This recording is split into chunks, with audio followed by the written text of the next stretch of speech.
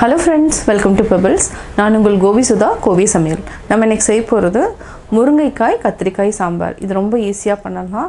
அதாவது என்னன்னா சாம்பார் பொடி வந்து எப்படி அரைக்கணும் அப்படிங்கிற லிங்கை வந்து நான் டிஸ்கிரிப்ஷன் பாக்ஸில் கொடுத்துட்றேன். நீங்கள் அதை பார்த்து தெரிஞ்சுக்கோங்க. இது வந்து என்னென்னா வீட்டில் அரைச்ச சாம்பார் பொடி தான். இது கூட என்னென்னா நம்ம சின்ன வெங்காயம் பெரிய வெங்காயம் ரெண்டுமே ஆட் பண்ணுறோம். இதுக்கு வந்து நம்ம 150 கிராம்ஸ் அளவுக்கு துவரம்பருப்பு எடுத்து நல்லா குக்கரில் ஒரு 4 விசில் விட்டு வேக வச்சு எடுத்து வச்சுக்கோங்க. இப்போ எப்படி செய்கிறதுன்னு பார்க்கலாம். ஃபஸ்ட் நம்ம 1 டம்ளர் அளவுக்கு தண்ணி விட்டுக்கலாம். தண்ணி விட்டதுக்கப்புறம் சின்ன வெங்காயம் பெரிய வெங்காயம் ரெண்டுமே நம்ம ஆட் பண்ணுறோம். இது கூட 2 தக்காளி மீடியம் தக்காளி 2 ஆட் பண்ணிக்கலாம். முருங்கைக்காய் 2 எடுத்துருக்குறோம். இது கூட நம்ம கத்திரிக்காயை நம்ம தண்ணியில் போட்டு வச்சுருக்குறோம், இல்லைன்னா கலர் மாறிடும். சால்ட் வாட்டர்லேருந்து எடுத்து ஆட் பண்ணிக்கலாம். தேவையான அளவு உப்பு சேர்த்துக்கலாம். மஞ்சள் தூள் ஆல்ரெடி நம்ம பருப்புலேயும் ஆட் பண்ணியிருப்போம், இதுக்கு கொஞ்சம் ஆட் பண்ணிக்கலாம். ஆட் பண்ணிவிட்டு நல்லா மிக்ஸ் பண்ணி விடுங்க. இது ஒரு பாதி அளவு வந்ததுக்கப்புறம் நம்ம சாம்பார் தூள் சேர்த்துக்கலாம். சாம்பார் தூளோட லிங்க்கை வந்து நான் வந்து டிஸ்கிரிப்ஷன் பாக்ஸில் கொடுத்துறேன், அதை பார்த்து நீங்கள் தெரிஞ்சுக்கோங்க. இதை நம்ம ஒரு ஹை ஃப்ளேமில் வச்சுட்டு மூடி வச்சுக்கலாம். இது வந்து ஒரு 5 to 6 மினிட்ஸ் வரைக்கும் நம்ம நல்லா ஹை ஃப்ளேமில் வச்சு வேக வச்சுக்கலாம். அதுக்கப்புறம் சாம்பார் தூள் ஆட் பண்ணி வேக வச்சுக்கலாம். இப்போ பார்த்திங்கன்னா பருப்பு வந்து நம்ம 150 கிராம்ஸ் அளவுக்கு பாயில் பண்ணியே நம்ம வச்சுட்டோம். இது வந்து என்னென்னா மலர வேக வச்சு எடுத்து வச்சுருக்குறோம். நல்லா வெந்துடுச்சு. இது நல்லா கலக்குனிங்கன்னா இன்னும் நல்லா கரைஞ்சிடும். அவ்வளோதான், இதை தனியாக எடுத்து வச்சுக்கலாம். காய் வெந்ததுக்கப்புறம் நம்ம ஆட் பண்ணிக்கலாம். இப்போ பார்த்திங்கன்னா காய் வந்து நல்லா வெந்துடுச்சு. இது கூட நம்ம ஒரு 1.5 டேபிள் ஸ்பூன் அளவுக்கு நம்ம சாம்பார் தூள் ஆட் பண்ணிக்கலாம்.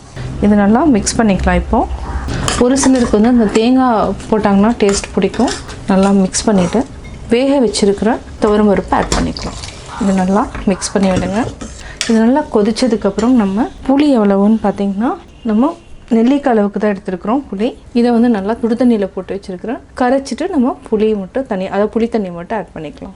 தேவையான அளவு உப்பு சேர்த்து மூடி வச்சுக்கலாம். இது நல்லா கொதித்து வரணும். ஒரு 5 மினிட்ஸ் நல்லா கொதிக்க வச்சுக்கலாம். 5 மினிட்ஸ் ஆகிடுச்சு. நல்லா கொதிக்க ஆரம்பிச்சிருச்சு. ஆல்ரெடி நம்ம புளி கரைச்சி வச்சுருக்குறோம், இதை ஆட் பண்ணிக்கலாம். இதையும் சேர்த்து நல்லா மிக்ஸ் பண்ணி கொதிக்க வச்சிடலாம். இது வந்து ஒரு 5 to 6 மினிட்ஸ் நல்லா கொதிக்கட்டும். சிம்மில் வச்சுடுங்க, ஹை ஃப்ளேமில் வைக்க வேண்டாம், நான் அடி பிடிக்க ஆரம்பிச்சிடும். இப்போ முருங்காயும் கத்திரிக்காயும் நல்லா வெந்துருச்சு, அதனால் அந்த வாசனையும் வர ஆரம்பிச்சிருச்சு. கடைசியாக நம்ம தாளிச்சுக்கலாம். இது ஒரு 6 மினிட்ஸ் நல்லா கொதிக்கட்டும். இதுக்கு நம்ம 1 டேபிள் ஸ்பூன் எண்ணெய் விட்டுக்கலாம். எண்ணெய் நல்லா காயிட்டும். எண்ணெய் நல்லா காஞ்சதுக்கப்புறம் கடுகு ஒரு 1/4 டீஸ்பூன் அளவுக்கு ஆட் பண்ணிக்கலாம். இது கூட கடலைப்பருப்பு உளுத்தம்பருப்பு 1/4 டீஸ்பூன், கொஞ்சமாக வெந்தயம், கருவேப்பிலை. இது கூட நம்ம ஒரு 3 பல் பூண்டு ஆட் பண்ணிக்கலாம், நல்லாயிருக்கும் டேஸ்ட்டுக்கு. 2 வரமிளகாய், பெருங்காயம் ஒரு 1/4 டீஸ்பூன் அளவுக்கு ஆட் பண்ணிக்கலாம். இந்த சைடு பார்த்திங்கன்னா சாம்பார் வந்து நல்லா கொதிச்சிட்ருக்குது. இதை நல்லா மிக்ஸ் பண்ணிக்கோங்க. இது தாளிச்சாச்சு. இப்போ ஆட் பண்ணிக்கலாம். அடுத்தது நம்ம கொத்தமல்லி தழை ஒரு கைப்பிடி எடுத்துருக்குறோம், இதையும் நம்ம ஆட் பண்ணிக்கலாம். கேஸ் ஆஃப் பண்ணிக்கலாம். முருங்கைக்காய் கத்திரிக்காய் சாம்பார் இப்போது ரெடி ஆகிடுச்சு. இது தாளித்ததுக்கப்புறம் நம்ம மூடி வச்சுட்டா தான் அந்த ஸ்மெல் நல்லாயிருக்கும். அதாவது பெருங்காயம் வரமிளகாயினோட ஸ்மெல் வந்து நல்லாயிருக்கும். இதே மாதிரி மூடி வச்சுக்கோங்க. இப்போ சாம்பார் ரெடி. சுவையான முருங்கைக்காய் கத்திரிக்காய் சாம்பார் ரெடி. முருங்கை கத்திரிக்காய் சாம்பார் எப்படி செஞ்சுங்கிறது பார்த்தீங்க. இது வந்துட்டுனா தோசைக்கும் சாதம் இட்லி எல்லாத்துக்குமே நல்ல காம்பினேஷன். நீங்களும் வீட்டில் ட்ரை பண்ணி பாருங்கள். பார்த்துட்டு உங்களுடைய கமெண்ட்ஸ் எனக்கு சொல்லுங்கள். லைக் பண்ணுங்கள், ஷேர் பண்ணுங்கள், மறக்காமல் சப்ஸ்கிரைப் பண்ணுங்கள். என்னோடய குக்கிங் வீடியோ முடிஞ்சதுக்கப்புறம் பார்த்தீங்கன்னா ஒரு திருக்குறள் வந்து நீங்கள் பார்க்கலாம். உங்கள் குழந்தைகளுக்கு நீங்கள் சொல்லித்தரலாம்.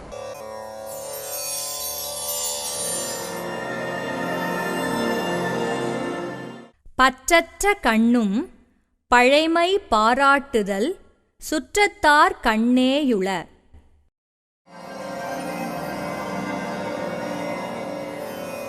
விளக்கம்: ஒருவன் வறுமையாளன் ஆகிய போதும் அவனுக்கும் தமக்கும் இருந்த பழைய உறவை பாராட்டி பேசும் பண்புகள் சுற்றத்தாரிடம் உண்டு.